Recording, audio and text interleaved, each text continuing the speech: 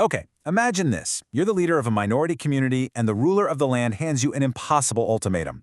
Perform a literal miracle or face the sword. Nope, it's not a metaphor. This was the terrifying reality for the Christian subjects of medieval Egypt under the Fatimid Caliph al-Muiz. Today we're diving into this incredible explainer to explore an ancient text where survival completely hinged on doing the impossible. Our focus? The identity of a very reluctant patriarch, a mysterious one-eyed tanner, and a historical miracle that literally moved mountains. So, the big question right up front, could a mustard seed of faith truly move a mountain, or was an entire population doomed to perish? What makes this source material so gripping is the ticking clock. You see, the Caliph didn't just casually ask for a miracle. He gave them exactly 3 days to pull it off. Just 3 days! As we go through this, we'll see how this terrifying tension drove the entire narrative, forcing a whole community to the absolute brink of exhaustion, desperately searching for an answer. Part 1. Identifying the worthy patriarch. The man who ended up carrying this massive burden was Abraham ibn Zara. Now, Abraham was a wealthy Syrian merchant, well known for his long beard and deep charity work. But when the community leaders saw him praying and decided, hey, this is the guy chosen by God to be the 62nd Patriarch of Alexandria, he didn't exactly jump at the chance.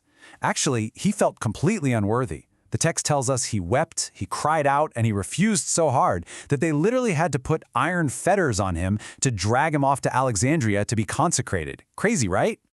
But once he took office, Abraham didn't waste a second. He immediately cleaned house. He abolished simony, which is the corrupt practice of buying and selling church positions, and he gave away his own massive wealth as alms. He actually became a highly regarded advisor to Caliph al-Muiz. But my favorite detail?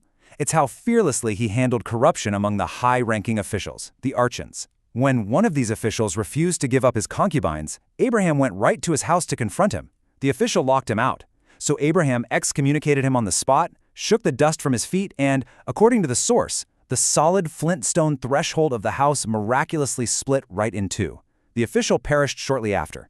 Clearly, this was a patriarch who commanded some serious respect. Part 2. The Prime Minister's Plot. Now, of course, with that kind of royal influence, Abraham made some powerful enemies. Enter the Prime Minister Ibn Kilis and his buddy Moses.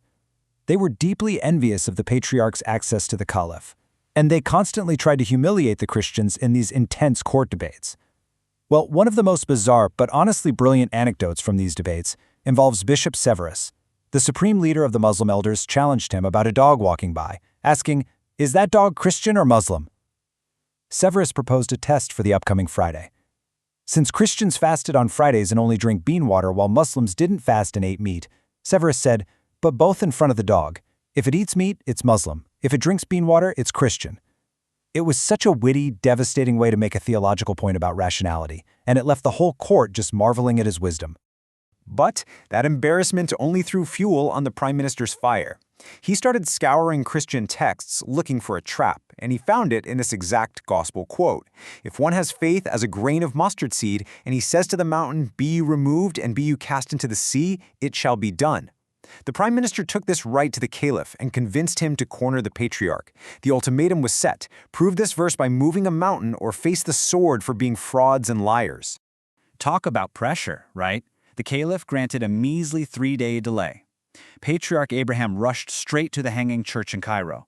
For 3 continuous days and nights, he and his monks went into a brutal, strict fast. The Patriarch ate absolutely nothing. The monks, just a bit of bread, salt, and water at night. By day 3, the Patriarch was completely drained. He collapsed to the ground, starving and exhausted. And right then, the narrative says he received a holy vision. The Virgin Mary appeared to him, told him not to fear, and instructed him to go to the Darb al-Hadid door near the Great Market to find a water carrier. But she gave him one highly specific identifying feature. The man would only have one eye.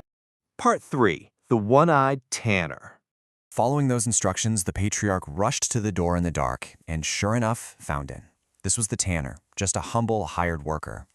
When the patriarch pressed him, the tanner revealed a pretty shocking secret about that missing eye. Quoting scripture, he said, "It is better for you to enter life with one eye than to have 2 eyes and be thrown into the fire of hell." You guys, he had literally plucked out his own eye to avoid lust.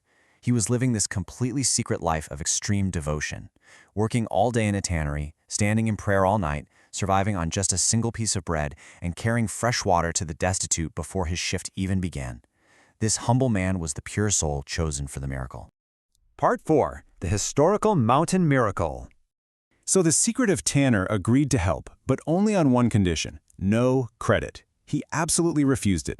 Instead, he gave the patriarch a highly specific choreography to perform. Step 1, the crowd repeatedly cries out, "O Lord, have mercy."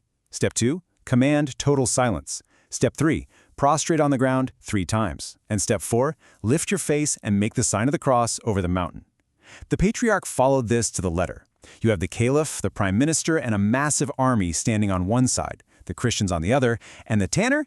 He's just hiding, completely anonymously, in the crowd, right behind the patriarch. And according to the historical narrative, the impossible actually happened. With every sign of the cross, the mountain lifted up from the ground. With every prostration, it came crashing back down to its base. The visual in this text is just absolutely staggering. The terrified Caliph cried out, "God is great, there is no God besides you." By the 3rd time, he literally begged the patriarch to stop, openly acknowledging the undeniable correctness of their faith. And you know what's wild? When the dust finally settled and the patriarch turned around to thank him, the humble one-eyed tanner had just completely vanished into the crowd. Part 5. A legacy set in stone. In the aftermath of all this, Patriarch Abraham didn't use this incredible moment for personal gain. He leveraged it for the lasting survival of his people. The Caliph basically begged him to ask for a reward. But Abraham? He refused any money from the treasury, saying the state needed it more. Instead, he secured a royal decree to rebuild the demolished church of Abba Mercurius. He restored the decaying hanging church in Cairo and rebuilt weakened churches all across Alexandria. And get this, the Caliph was so committed to helping that when an angry elder threw himself into the foundation of Abba Mercurius to stop the construction, the Caliph ordered him to be buried in the stones. Abraham actually had to throw himself in front of the Caliph to beg for the man's life and save him from being crushed. I want to take a second to ground this ancient text in modern reality. Looking at this incredible rock face and the architecture carved right into it, it really proves that the legacy of this narrative wasn't just some fleeting myth. It left a monumental, very real footprint on the landscape of Egypt. The structural survival of these ancient churches today is directly tied to the royal decrees granted right after that mountain supposedly shook. Which leaves us with a really fascinating question to ponder. How does a millennium-old story about a mountain moving continue to shape the historical and architectural foundations of the world we live in today? It's just a massive reminder of how historical memory, extreme devotion, and the secret faith of a humble tanner helped an entire culture survive against impossible odds. I really hope this explainer has sparked your curiosity about the narratives hidden deep within our history. Keep questioning, keep learning, and hey, thanks so much for joining me to unpack this amazing source material.